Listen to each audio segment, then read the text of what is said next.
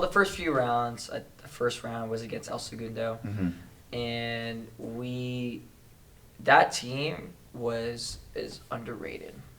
That had a girl, that outside hitter, committed to Villanova, and she gave us a run for our money, and we couldn't stop her. She hit it.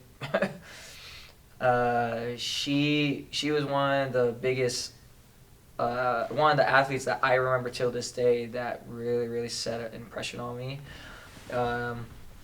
And we almost got reverse sweeped. I'm gonna tell you this now. But the fifth set, we ended up winning 15-3. But when it was 8-0, I was not comfortable, because you know why?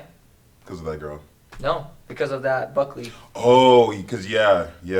Because of the Buckley game, right? You've seen it happen before. Exactly. Yeah. So you can't get comfortable. So that was probably one of the most nerve-wracking matches of my life, because if we didn't make the semifinals, there's no state.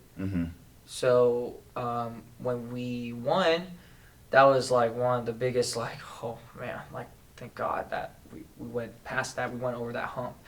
And so fast forward to the second round, I think we played St. Joseph, St. Joseph Lakewood, and we ended up doing pretty well against them. And so we sweeps Lakewood, and then fast forward to probably one of the most like anticipated matches. It was a rematch against Oaks Christian, and our girls were so nervous to play against Oaks Christian because they knew what was at stake. And what was the pressure of it? Oh my God! Like, I was so fired up. Like, dude, this is a great opportunity. And I didn't say it, and I probably couldn't say it enough. And these girls were probably sick of this, right? And I'm like, girls, this is a great opportunity for us to get better. And it was like, how can we not have this path go for us and be fired up to win against Oaks Christian? Because that was the end goal, right? Because once we beat Oaks Christian, Alamany was our next opponent, and that would have been at home too. But going into that Oaks Christian game, how do I put this? It didn't feel right. What I mean by that is that I think the anxious got too high and nervous got negative impact on us, and we went into that game, and first set it was 8-1. We were up 8-1 first set, and then they ended up taking it 24-20. We ended up losing that first set 24-26. Second set came and like they took it to us, digging everything, setting Mania. They were doing everything right. And then we were just making errors after errors, and we just needed one of our girls to just spark something, but nobody could give us a spark. Maybe we had couple moments, but just couldn't build on it. Maybe we missed a serve or something, right? And then the third set, we were down 10-16. We came back 24-23. We were up to win the third set. Lost 24-26.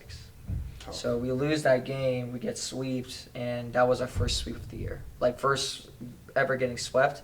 And that couldn't have been more eye-opening for these girls.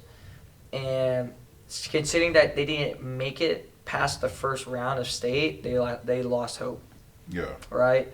So this is around like Christmas time, right? No, not Christmas time. No, it was around like this is October. Yeah, it's so, like late October. Yeah. And so it was one of those things that practices after that, they all just want to have fun. And then so practices that we had, I put my libero as a middle, I put my setter as a libero, I put my it was just let's enjoy this season. We're in state, right? It's not over, right? But these girls are kind of like, I just want to have fun. I was like, let's do it, right? Let's get them out of the seriousness. Let's have them enjoy practices. And keep in mind, throughout that, from the beginning to conference, like, we were just having our obstacles. We were up and down. It was an emotional roller coaster.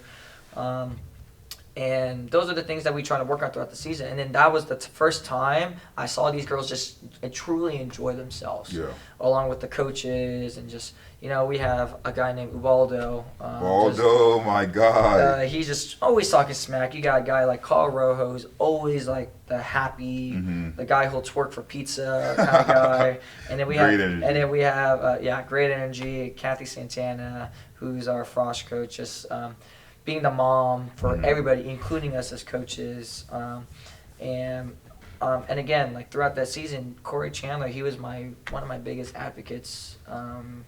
He said that do whatever you need to do, right, to make sure these girls just get on the same page.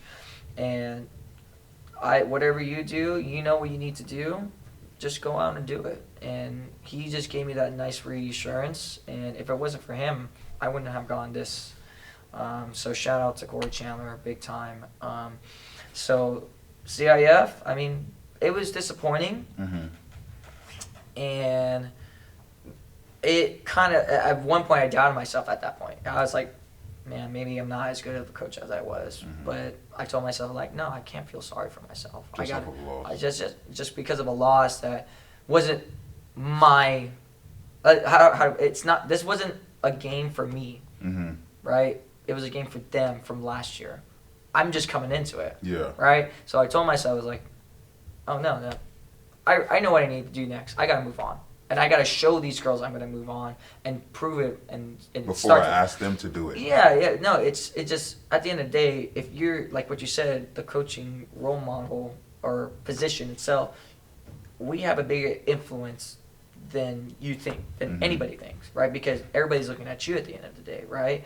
And I'm trying my best to prove that, okay, we're going to move on. And I got to do it and through action, not just by saying it.